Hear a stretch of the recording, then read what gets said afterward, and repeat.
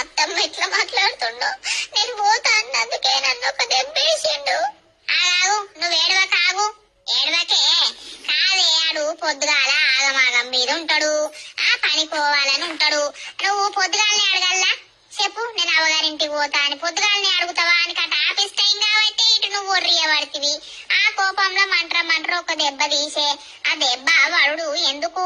మోగోని చేతు బండ తీరుంటది, ఆ దెబ్బలు వడద్దు, తర్వాత దెబ్బలు ఎత్తాయి. ఆ రాత్రి వచ్చినాక మెల్లగా బుదరికి చడగవా?